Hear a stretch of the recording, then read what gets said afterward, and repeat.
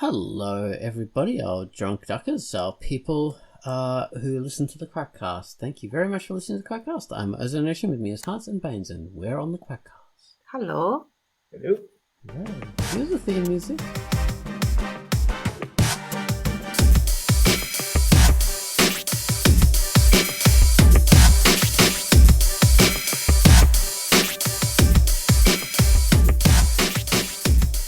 I'm Ozone Ocean, of course, Bones and Talents. We've already talked about that. Today we're talking about AI stuff and how it is slavery, basically.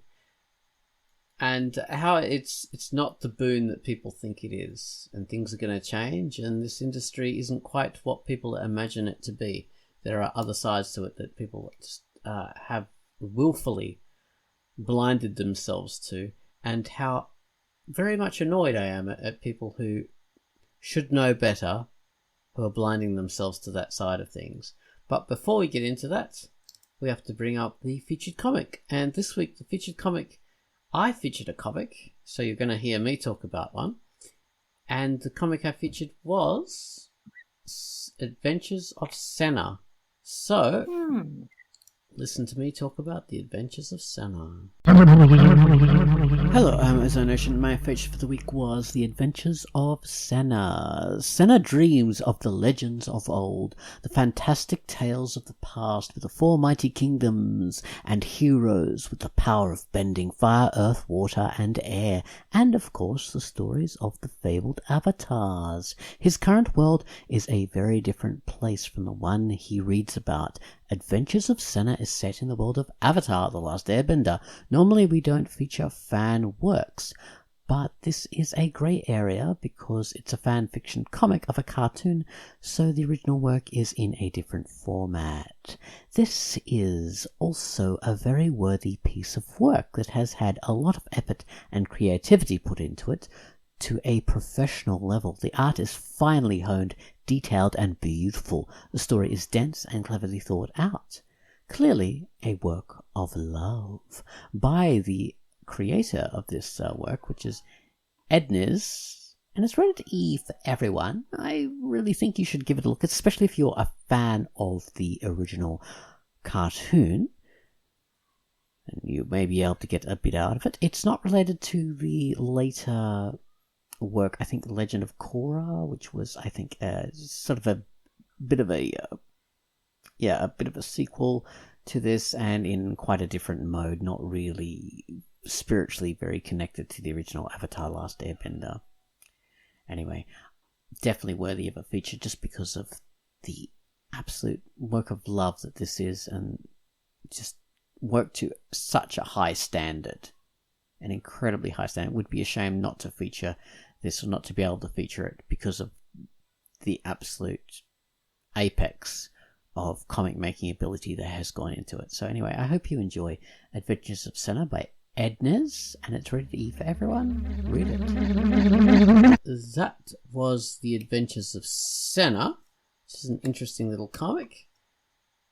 And now we're going to talk about the Gumwallis' featured music. This week, Gumwallis featured a theme to a comic called Sandra's Day. Sandra's Day. This is a spicy little Latin number. It chasses.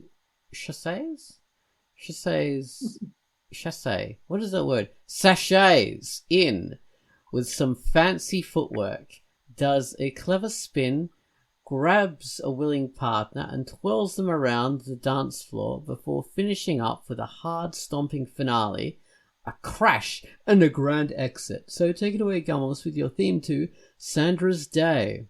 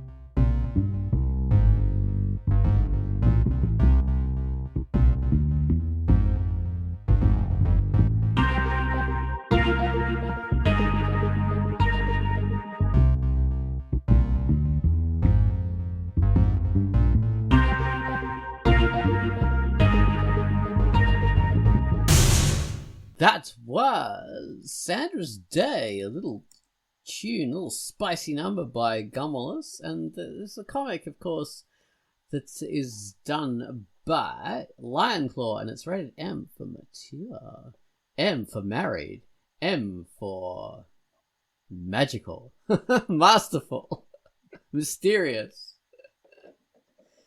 But that's not what we're talking about today. We're talking about AI again. How many Quackcasts have we done on AI? Different aspects of it. I don't know, like 5. I think it's so many. Well, I would have said 2 or 3. Yeah, it's probably 3. I would have said just 1. Like that's how much I remember. Oh, We've done at least 2. All right. Yeah. But anyway, we're always tackling different topics of this because it's an emerging thing and it's just getting worse and worse. So, all right, the ideas that we want to cover on AI today are that it is it's a kind of a slavery. Because what is slavery? Slavery is making money off people's work for free.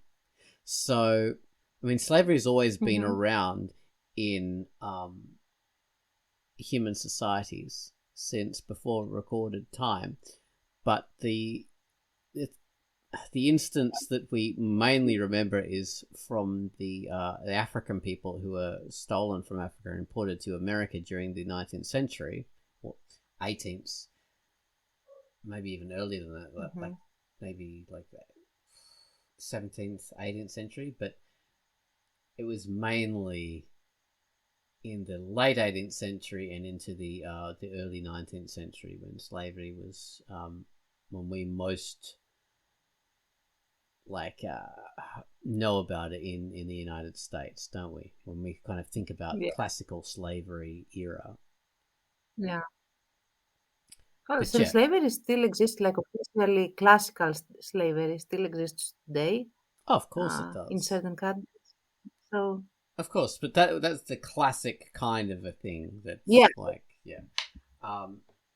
so the problem with slavery is that you use these people's work for free. They're not treated as humans. They're not. Nothing they do is has any value except for what their master, what their owner takes from them. It's stolen, basically. Their life, their work, their effort. It's all stolen from them, and they don't get any part of it. All they get is this bread to live, and that's all. And they're just used up and thrown away, and you know, it was a horrible thing. And absolutely, when we're saying that the use of AI in the modern world is slavery, we're not saying, well, we are like those poor African people. So we're not sort of taking on board their tragedy and saying that is us. So that is an important thing. So we're not stealing, we're not stealing their tragedy. We're not like saying, oh yeah, we suffer like they do. Because that would be just so stupid. It would be unbelievable. So we're definitely not doing that kind of thing. What we're saying, well, this is me. I was the one who came up with this. So you can't blame Terence or Baines for this. You blame me for this, okay? I'm the one who came up with this characterization. It was the third party. Yes, I'm the third party. So what we're saying is that, like the fact that their work, their effort was stolen and they're not being compensated for it, that is what people are wanting to introduce with AI in the modern world. Because what it does is, people imagine is they come up with this term like generative AI, as if it makes anything. None of this AI is generative, not in one single iota. What it does is it remixes already created stuff. So ChatGPT especially, even less so than the DALL-E, Stable Diffusion, Midjourney, the art programs. ChatGPT, all it does is puts other people's work, written work, into a format as if it is a person writing it. That's all it does. it makes it look as if it collects a whole bunch of different source information from different sources about the same subject, puts it all together as if a human had written it. That's all it does.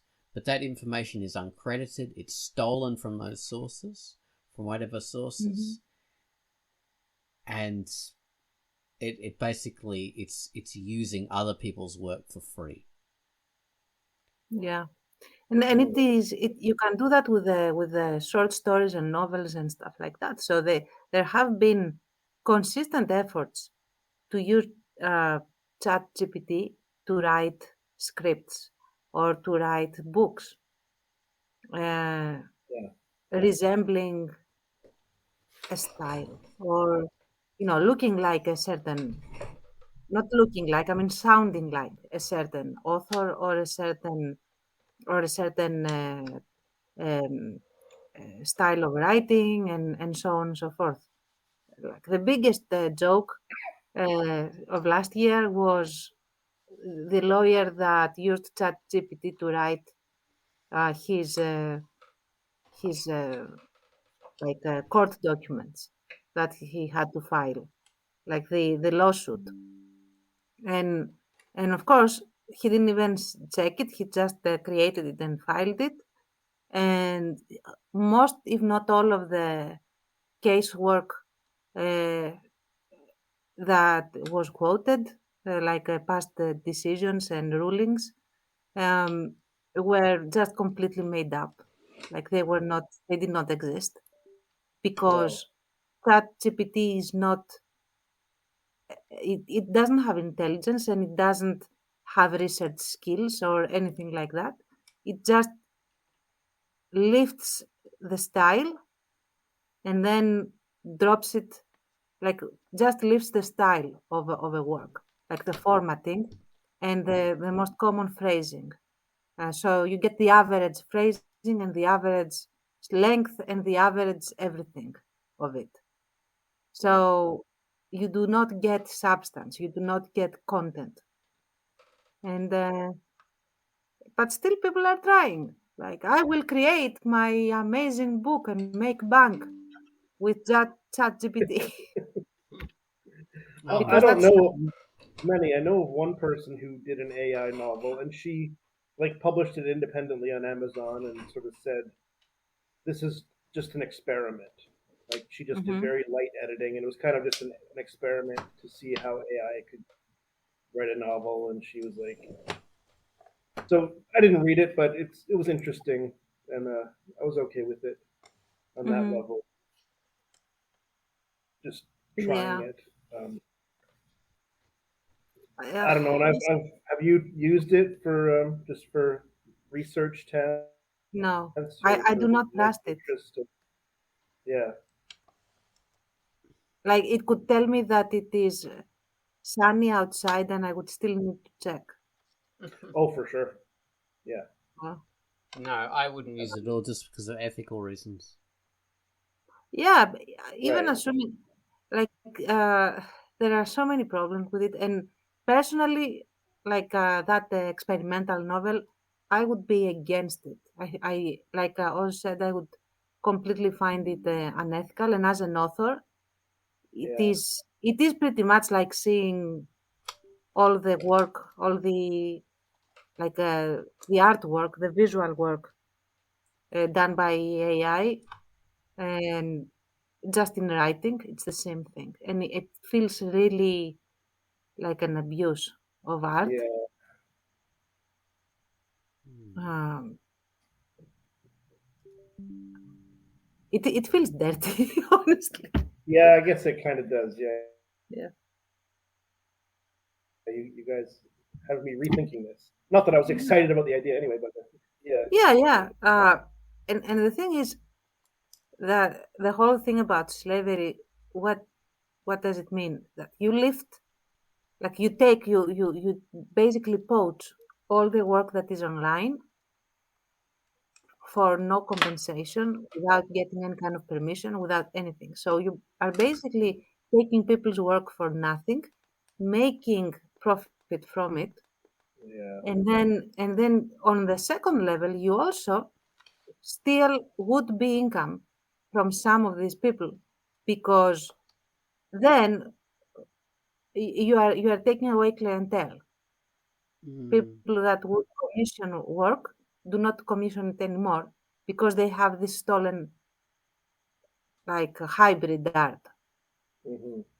So that's why it is slavery, because they will be taking work for nothing.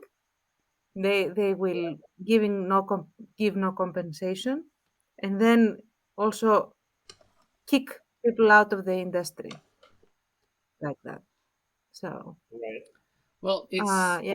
it's that, and the other thing that people don't realize is, like, and we talked about this in the little video, is the fact that this industry isn't going to stay on this level. It's not going to be on the way it is, because, okay, these smaller companies have introduced this AI as a way of basically to get investors, to get the big money on board. So Google, Facebook, Twitter, Elon Musk, whatever dickhead has got lots of billions of dollars is going to put the money into their stuff. That's what they want. So they want to disrupt the market. They want to make a big splash.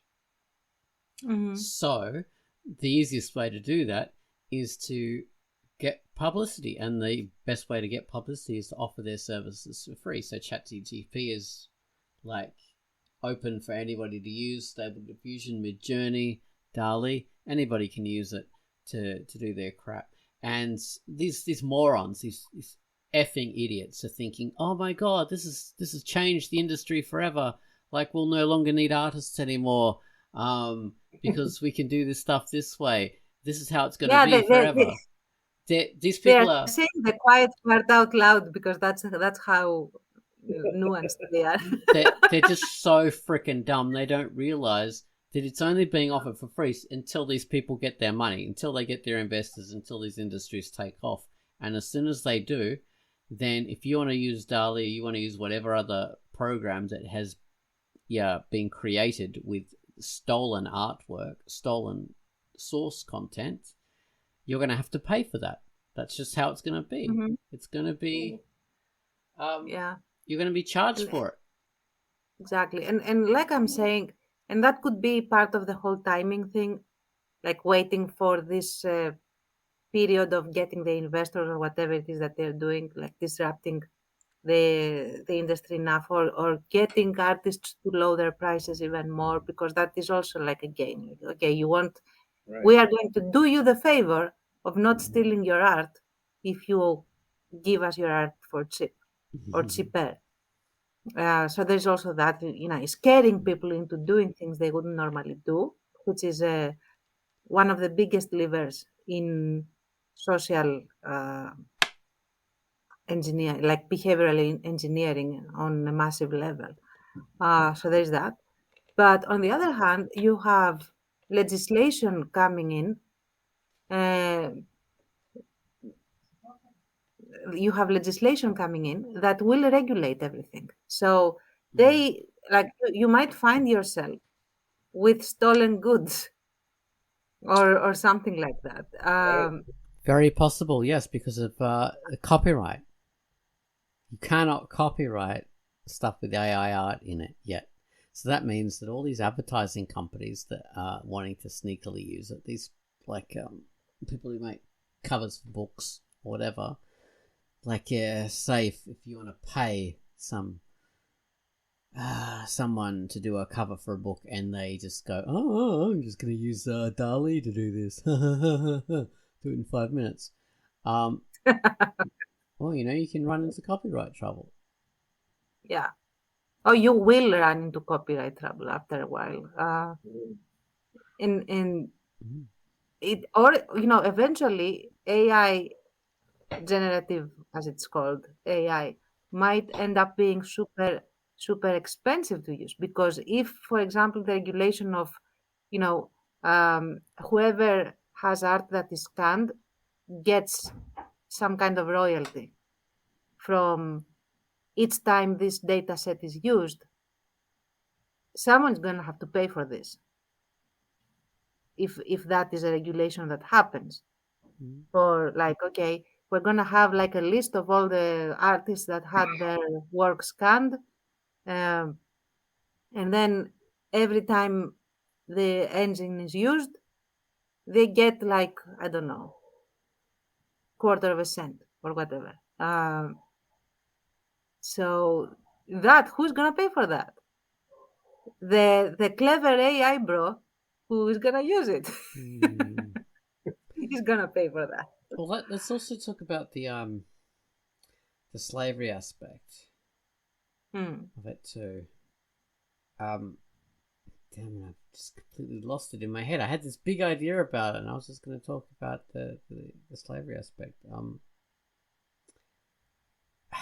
Damn it!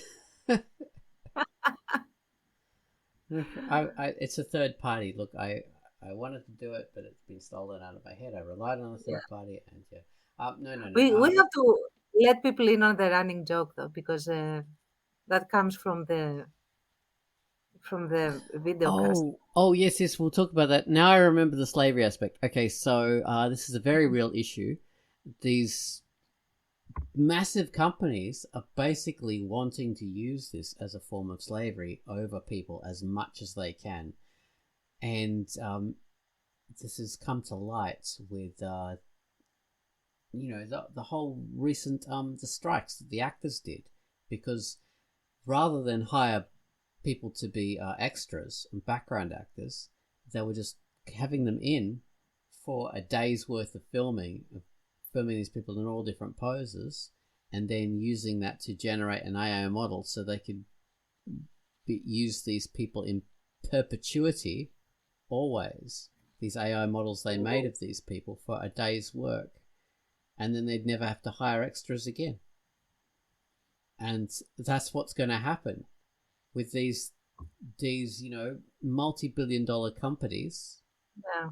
They are using that as a form of slavery, because they are taking this person's livelihood, their work, the stuff that wouldn't exist without them, and they're just throwing that to the curb. They're taking all this person's value and making money off them in perpetuity, and just not paying these people for that work ever again. Yeah, and it will be into the grave because they will keep using the model after the person is dead. Yeah. And the issue crops up with the fact of like famous actors. So we've already had actors who are dead reappear in films, as digital models. I think that's happened. I think there is something happened with Michael Jackson. I'm not sure. Like, let me check real quick. Didn't that happen with that Princess Leia actor? What's his name? In some scenes, I'm not sure. What's her name? Yeah, they've used people's likenesses. I don't know if it's exactly what you're talking about. Yeah.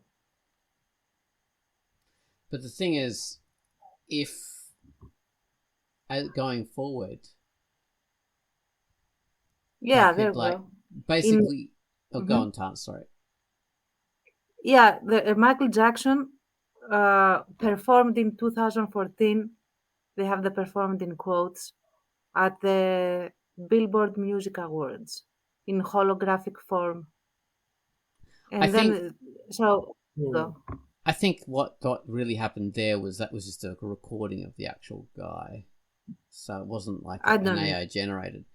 But It's a AI concert, so I don't know. really, okay. So I mean, the fear, the worry is now that, say, an actor like, okay, Cary Grant, famous actor, or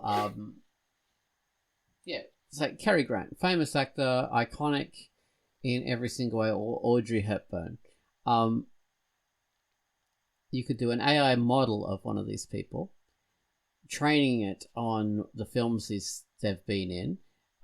Then you train it on their voice from parts they've played and radio interviews, songs they've sung. And then you could get AI to basically create a whole new movie with Audrey Hepburn and Cary Grant. Again, like, Let's face it, they will create porn of them. but Right. making a multi-million-dollar movie out of these people again, which be, I mean, I would say, yeah, okay, porn, fine, because we know it's not them, and it's like no one's going to make any money out of that porn, really. Well, everyone's gonna make, like, if it is uploaded in Pornhub at least will make money of it. Yeah, maybe. But the people who are really going to make money are people who are going to do a multi-billion-dollar film out of these people. Yeah, like sure. A big budget film. Yeah, absolutely. I'm not contradicting that. But why did I focus on porn? Because imagine, like, did they get Because you consent? like porn, that's why. Exactly. I live about, to collect it and stuff. So imagine though, like, you don't have these people's consent to be in such a movie. You don't have their consent to show them in these, like, images and positions and stuff. So there's that. Like, it's just like as a living person. The fact that they are dead doesn't make them commodities. They are still entities, people that have to be respected. That they are out of society. Stop bothering them. So, that sort of thing. I personally find any use, post-mortem use of new stuff like this Michael Jackson thing, or all the AI generation of people that are dead, that you don't have consent for, extremely insulting. So Yeah. And so, Well, I mean, the earlier version of this, well, there were those. Did you guys get those Elton John commercials many years ago? The no. Coke commercials with Elton John performing with Michael Jackson. And then there was one where he performed with Louis Armstrong. I'm sure permission was given and money was made in those cases, obviously. Absolutely, yeah.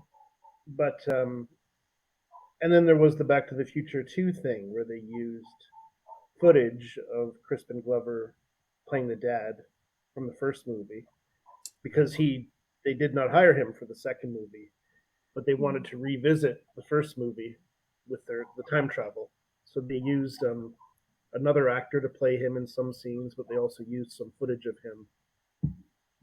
Seemingly, and not really making it clear, of course, like that it wasn't him playing. So it was like, and he won a lawsuit. He won $1 million or two, I believe it was. interesting. So that's like it's the less technically sophisticated version of the same thing in a way.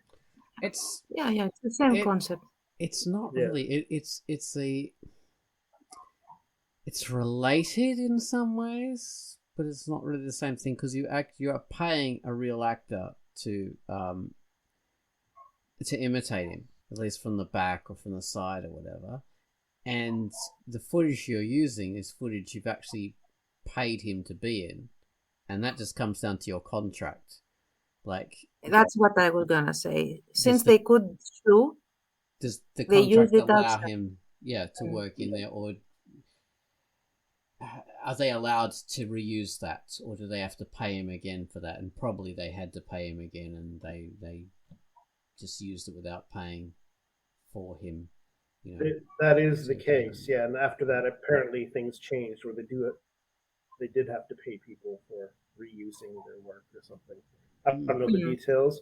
This is a little different though. When you have an AI digital file on someone, you have a model of the person after coming in for, $50 as a day player, and then you can use it forever.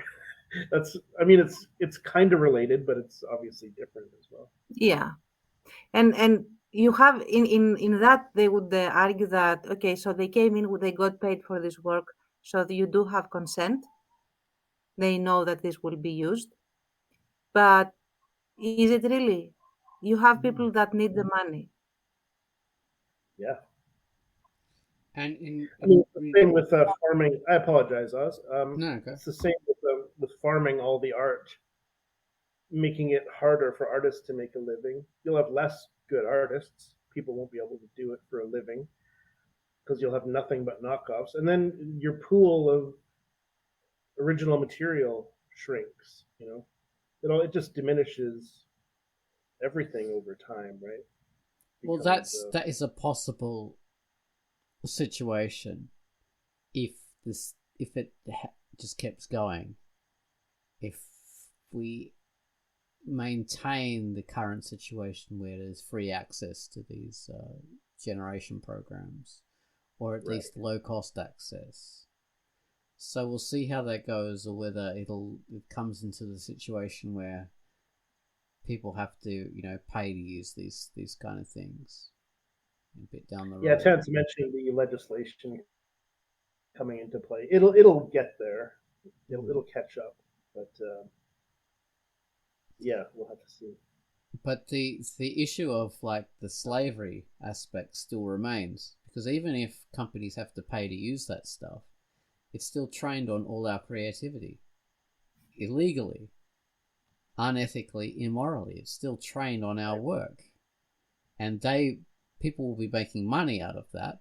These shitty AI companies who develop these generation programs, and big companies like Google who dump money into them, will still be making money out of our creativity.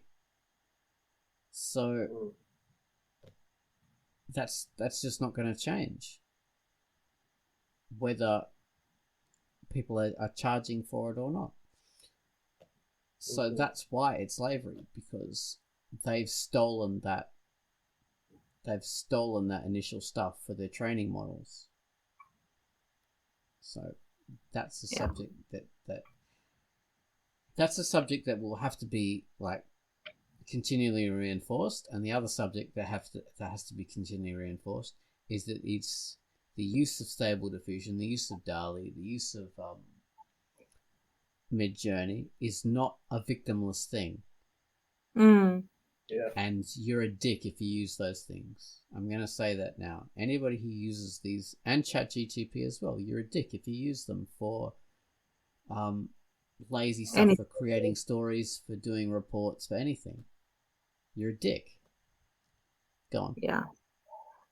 I can get like to use them as like a brainstorming session, see what comes out and get inspired.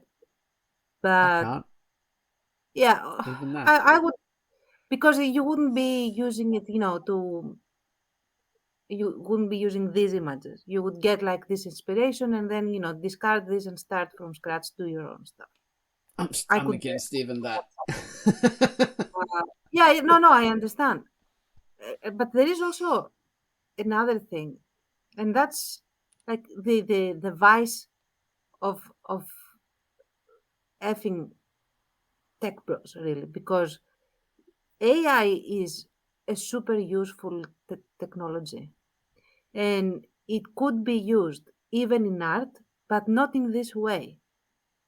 What you should have is a tool that you get to train with your own art. For example, I want to create grass that is in my style, like a brush, but make it into a brush that isn't complete, that can also do perspective. So, and you could do that with AI. So, for example, instead of just having grass in various sizes, depending on the pressure of your stylus and stuff, it would be grass that follows the grayscale, for example, underneath, and becomes like hugs around the surface or stuff like that. If that makes sense, I don't know if that makes sense. So that would be good use of AI, in my opinion, at least.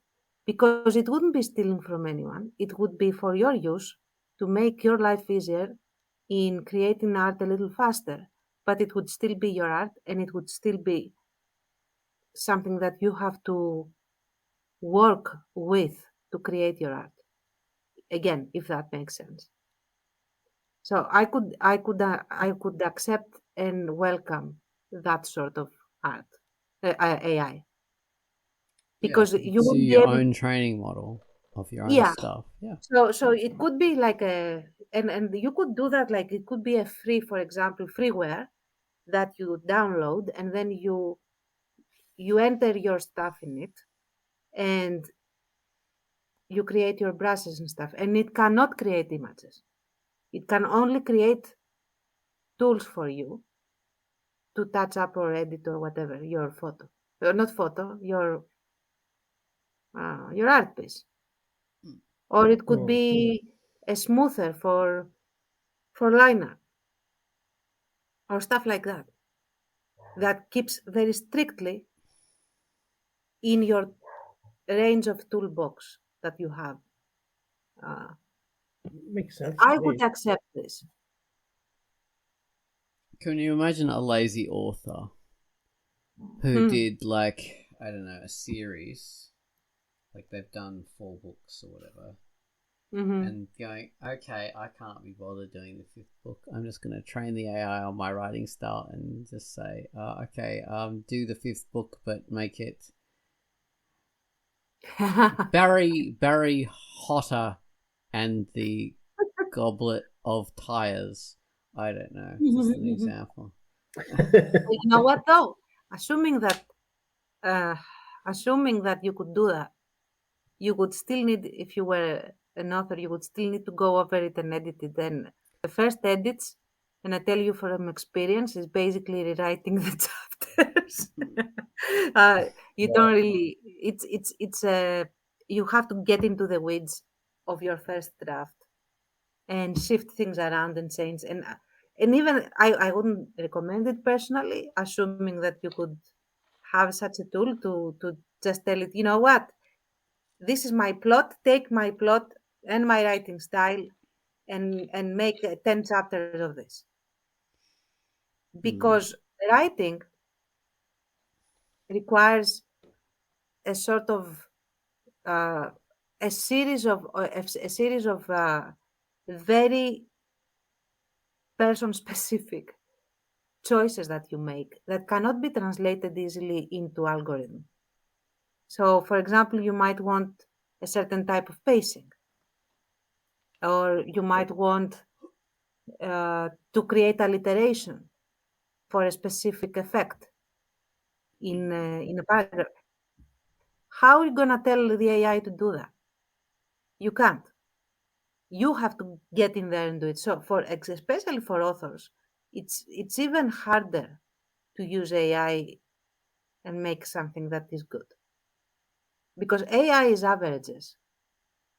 Even from your work, it would be averages, and you can't have, average grass that you can then shade a little better or whatever. But I don't know if you can have average pacing or or or average imagery, or what have you. So Right.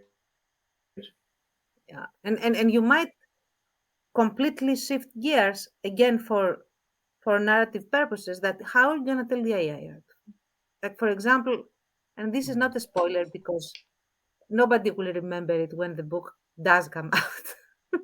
But the third installment of The Art of Veiling has a complete gear shift in tenses, 2/3 into the book. Yeah, So when you so far we decide to have, do it by AI. I remember that. exactly, I'm that's joking. because the AI the AI took over in the last part of the book, and you can completely tell where that happened.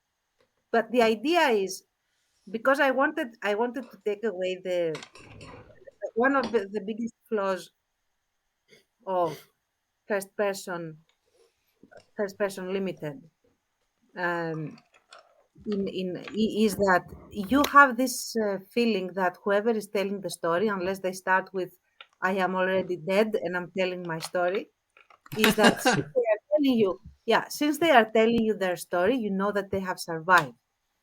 Yeah. Our- So you take away the suspense of that kind of stuff. Yeah. So I want to take away this guarantee by completing the past tense narration. So everything that has happened, Yeah. like 5 or 6 chapters before the book ends, and everything else you see in real time. So your narrator can die at any moment, and then the story ends, and you will not know what happened. So. Neat. So so that's a trick that I used because I'm evil and I didn't want to give the audience kind of reassurance. Yeah, um, smart. so she's Very narrating clever. in the thank you. She's narrating in the present tense after a while. So because we end the narration of the past tense as she's sitting next to a campfire contemplating, oh my God, we are so blipped. And then we go on into the blipping. So on The present. Tons and her self-censorship. Yeah. There used to be like this convention of like, this journal was found, or like I found this old book, or something like that, or my friend told me this story, and then it's like the first person within the story, and then they would kind of didn't Mary Shelley's Frankenstein switch, or it was kind of an open ending. Yeah, it switched to like the captain of a ship or something who met Dr. Frankenstein at the end. So it was kind of done. It's kind of old fashioned. So the way you're doing it is sort of like an updated. It doesn't feel like that. Am I thinking of the Thank same you. thing? Yeah. That makes me feel really smart now. It's very traditional. Yeah, you read any old story, they always do this. Wuthering Heights is one of my favorite, where Yes. 5 persons deep into different. This story told by this person, who is a memory of this person, this person. Yeah. I personally that annoyed me. I'll be honest. But I don't like. For modern. I didn't like the style of that particular Bronte sister, so it might be just me. So. Edgar Allan Poe is very famous for it too, but everybody did it. Yeah, but he would have stories where it would be like, and now I'm trapped in this tomb and I don't know if I will survive, and this note was found by this person, so that way they could have it like open-ended, like even though this is the whole story is first person, this note was found by someone else at the end. So it's an interesting technique. And I think there is some Lovecraftian short stories, like by Lovecraft, who simply have an abrupt ending because you assume the person that is narrating it just died. Like now I'm going into upstairs. I hear them outside my door. The person and it ends there. Yeah. Yes, would ChatGTP know how to do that? No. Well, I mean, it could know how to do it from a simplistic kind of way, like like Lovecraft, and it's going to do that, but it's not going to make shifts. Like it's not going to do the complexities of it. Right. Or for example, take Guy de Maupassant and his Whiplash endings, where I don't know those. Like the Whiplash ending is that you have the idea that like the entire story appears to be one way, and then with just one line or 2 lines in the end, something shifts and the entire story becomes completely different. So, for example, I had tried this once. So you have this person talking to a woman, and the woman never answers. It's like a monologue in a sense, or at least the way that the woman answers is quiet, and at the end, the guy picks the woman up, and the woman is a sword. So the entire story is this guy talking to his sword because he's a complete loner and stuff. So there was, Interesting. yeah, but That's in the second reading, you can get the story as it actually is. In the first reading, you have this idea of this very poised woman that is listening to this dude, and yeah, yeah. Yeah. It's only in subsequent reading when you know it, and then you read it in a whole different way, and it yeah, gives you a whole different kind of feel. Yeah. You're like, why was he like scraping this poor woman against that stone? And then it makes sense. exactly. Well, Shoving her into a great metal sock. Yeah, yeah, that seems Leather like sock. cruel and horrible. But then it's like, yeah, oh, exactly. But Maupassant did a lot better versions than this. If I remember right, I hope I'm not mismatching the authors because they are in this school of writing or short story writing. Um, the necklace is one where this woman that really liked the high life, although she didn't have the money to support it, borrows this super expensive necklace, like a diamond necklace, to go to this party, and she loses it. So the rest of the story is her finding a match of this, like finding the same uh, necklace in jewelers and buying it, and she goes into debt for like 10, 15 years, and slowly pays it off, and because of that she basically drops a couple of social classes and has a completely like a super hard life. And then eventually she meets this friend that she borrowed the necklace from, um, and finally spills the beans, like with pride, like you never knew the difference, but I lost that necklace, never found it, and I just bought you another one. hmm, And then the last line oh is no. the woman gasping and saying, "But my dear, that was a faux necklace. It was not real." Oh, So, Oh dear. Oh dear. and that's where it ends. wow. Wow, that's hard hitting. Yeah, Yeah. Well, can I do that? Well, I don't know. Maybe you could, but yeah, it's less I likely. don't think an AI could do that because you know what?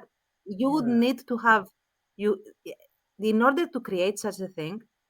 You need these functions to be able to be in the reader's shoes, predict what they will be assuming as they read the story, predict where they will be predicting that the story is gonna go, and give them the clues to like the red herrings to push them gently in that direction, while these red herrings also could point in some other direction where you actually want to go, and then find the strategic moment where you do the reveal.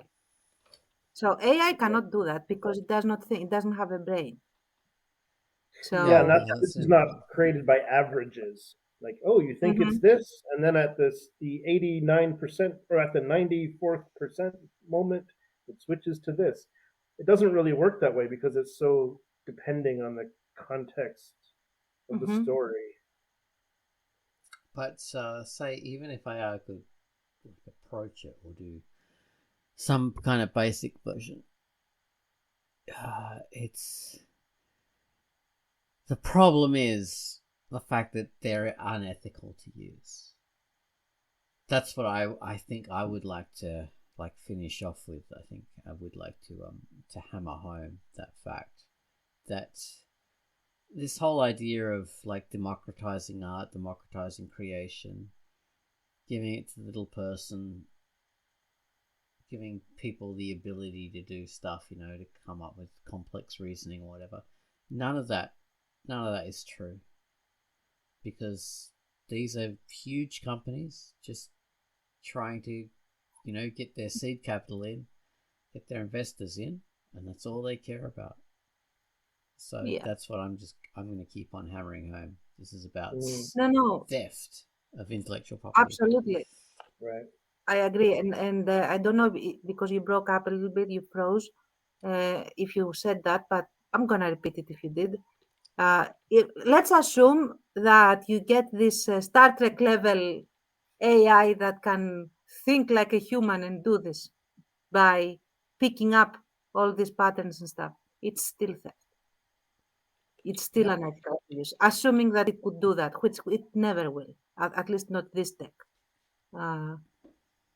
And I would be willing to bet that it can never actually create what a human can create. But beyond that, even if it could, it would still be unethical, super unethical. Oh yeah, it can still be used and already is being used, like you both said, to exploit creators who have already created stuff, and then instantly exploit any new original stuff that's created, unless and until it's regulated. Exactly. So, the Quackcast will never see the use of ChatGPT or any of the art programs. Never. These things, the content, scattered as it is created out of our own heads. The artwork is created by me usually, with my own two hands. Those characters mixed with like popular things and parodies and stuff, that's not AI.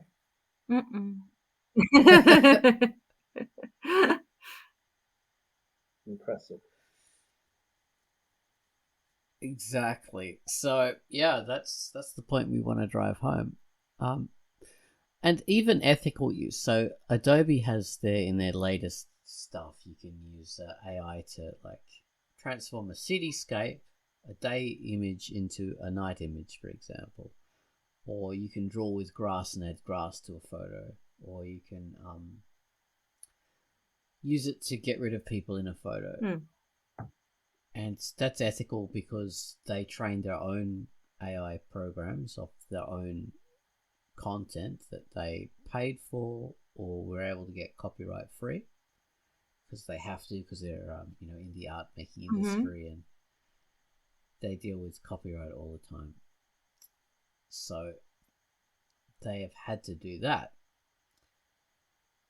And yeah, so even so, they've had to do that, and it's ethical. I still think so. Some idiot using like a photo of a cityscape and saying, "Yeah, make this a night cityscape." I think, look, it's just as easy to get your camera and take a photo of that building at night. Do the frickin' work, man. Don't be frickin' lazy and use a stupid program to do this stuff. You don't want those people in that photo? Well, take them out yourself. Or do another photo without the extra people. Like, do the work. Don't get something else to do it for you. Yeah. I don't know. I mean, because what it tends to do is it devalues your own skills. It devalues, so your skills to create stuff are not as meaningful. But it also means it takes away, because if you don't practice a skill, you lose it. So this person thinks, I don't have to fix up these. I don't have to do good photos anymore because Photoshop will just fix it. Well, what that results in is you never being able to do good photos because you'll always be relying on AI. So you won't ever have to do good photos. So you will lose your skill to be able to do them. Stuff like that is very important to realize. By offloading our skills and our abilities to technology, we lose them. Yeah. But you know what? I agree. I absolutely agree that you should not let your skills abandon you over this. But that would be like a personal choice if it is ethical AI. So that is up to the person if they want to depend on AI, on ethical AI or not. That's up to them. and I'm not gonna bother with that. Assuming and only as long as this is AI that has not stolen work. Yeah, exactly. There's definitely a division there. I mean, there's a world. I mean, think of music loops. Like musicians who will submit loops of like drum beats or bass lines or whatever, like all instruments, to programs. But it's agreed upon that whether they're getting paid or not. It's sort of agreed upon that they're submitting something for public use or for membership use or whatever.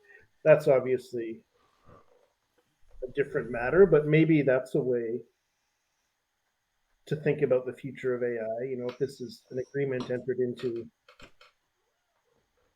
voluntarily and with that understanding, then the AI doesn't have access to everything, so that's the downside for the ravenous corporation. Well, that's how that's how Adobe approached it. Right. It's exactly how they approached it. Yeah, this is well established. Yeah, GarageBand and other programs. Yeah. Like the legal framework for working with copyright and artists for hire and art, licensing artwork, that exists already. It does. Yeah, exactly. Yeah.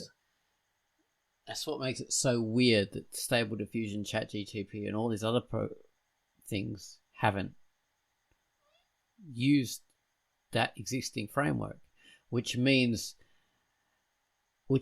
they're even more evil than you think, because they know it exists. Yeah. And they have deliberately ignored it. And these adults, adult people who should know better, that use ChatGTP, that use Stable Diffusion and DALL-E, they know it exists too. And they're ignoring that as well. So there's a lot of levels of people knowing better and still continuing to do something that is immoral, unethical, and illegal. And that's what disappoints me more than anything else. Yeah.